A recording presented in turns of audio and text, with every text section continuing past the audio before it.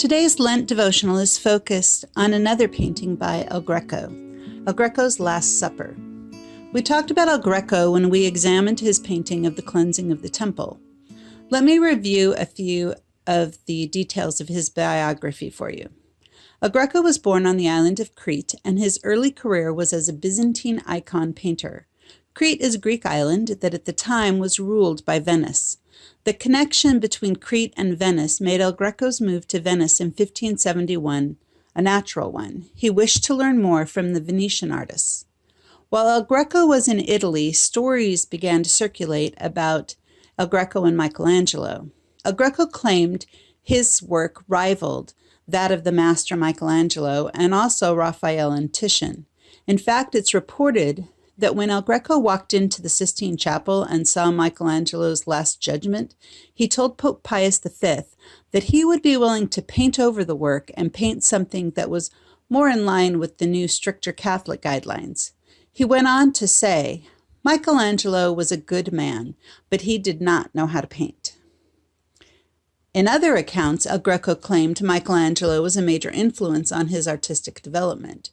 We know that the Venetians influenced El Greco's use of color, and that while in Italy he saw and adopted other developments like atmospheric lighting, multiple perspectives, and using a variety of vanishing points. These added a dynamic note to El Greco's style. He was also exposed to the Mannerists with their extreme colors and twisting elongated shapes.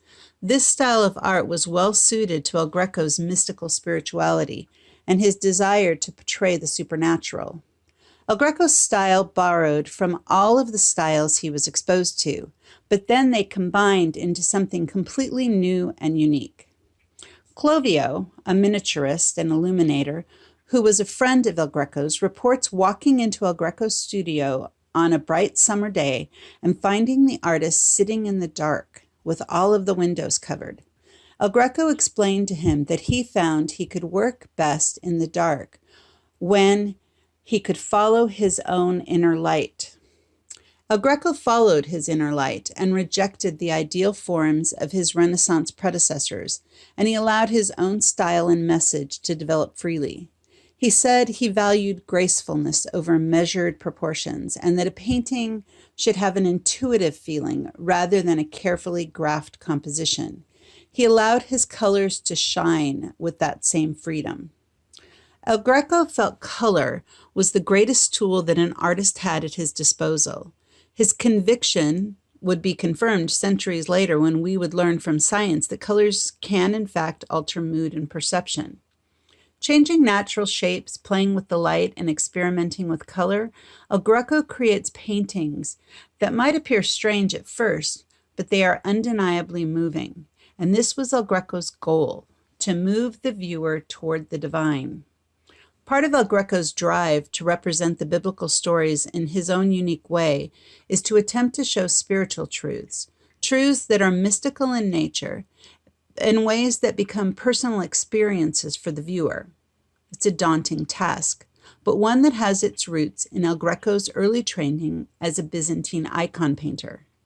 In the Byzantine church, there is less of a distinction between theology and mysticism.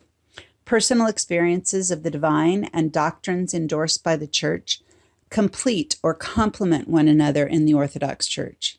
In the Catholic Church, the line between mysticism and doctrine is more sharply drawn.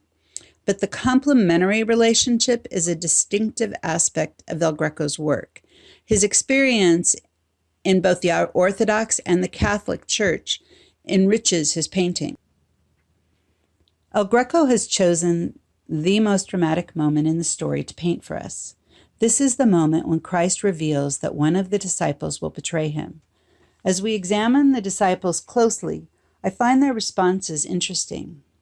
The two disciples on either side of Christ are Peter to the left and John to the right, and both appear to be asking, could it be them?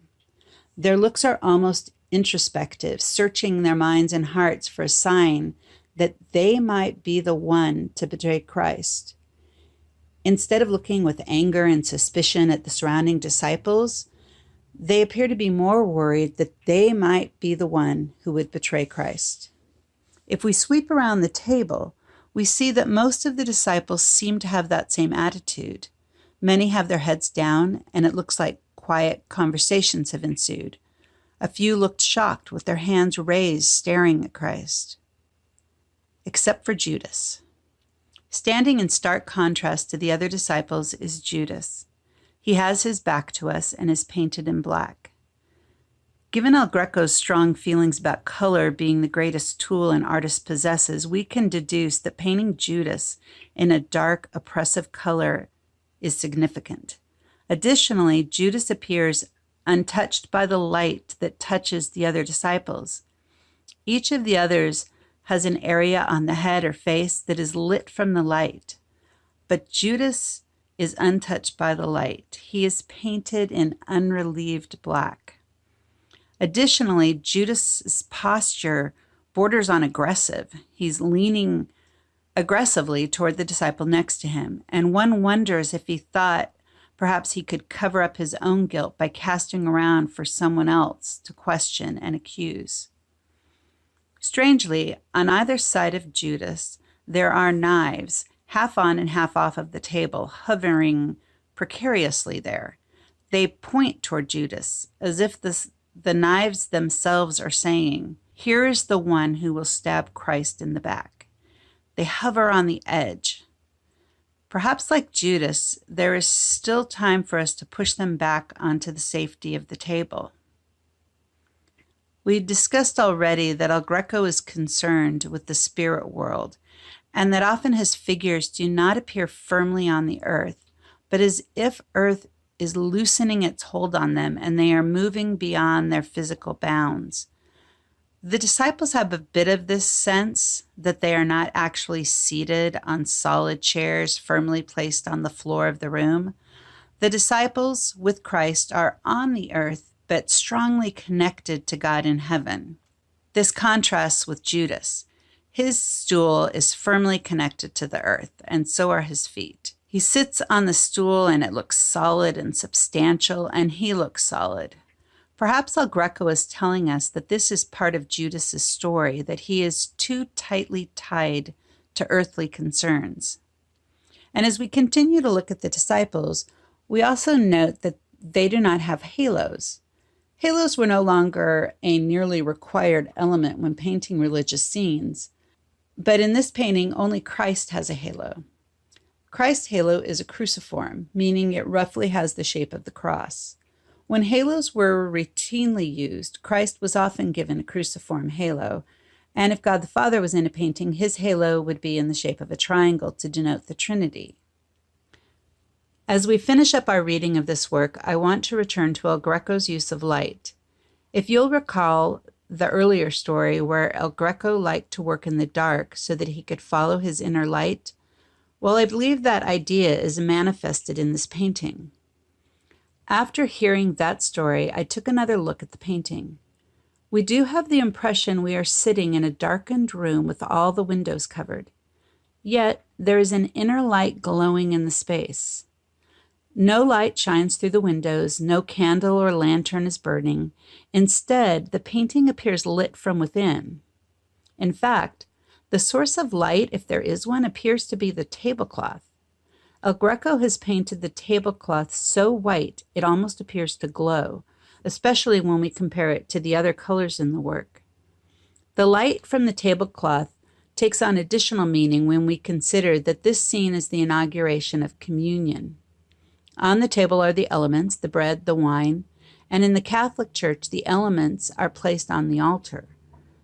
An altar is a place of sacrifice, and placing the blood and body of Christ on the altar signifies that when we partake in communion, we partake in the sacrifice of Christ. In contrast to that brilliant white tablecloth, we have a black sheet or tablecloth hovering in the air over their heads. Darkness is literally hanging over them. Foreshadowing the coming darkness, we know that this very night, Christ will go into the Garden of Gethsemane, where he will be arrested and then crucified, and darkness will fall on the whole earth. Once we notice the sheet, it seems to acquire an ominous feel, and its colors echo the colors of Judas. Betrayal and death are closing in. Thanks for watching. Make sure to like this video by giving us a thumbs up below, and make sure to subscribe so you don't miss great commentary on classic works of art. KellyBagdanoff.com is your source for great content and curriculum, as well as devotional materials using the medium of art. Make sure you visit and subscribe. Pablo Picasso said, "Art washes from the soul the dust of everyday life." So take a moment to share this video because art is too important not to share.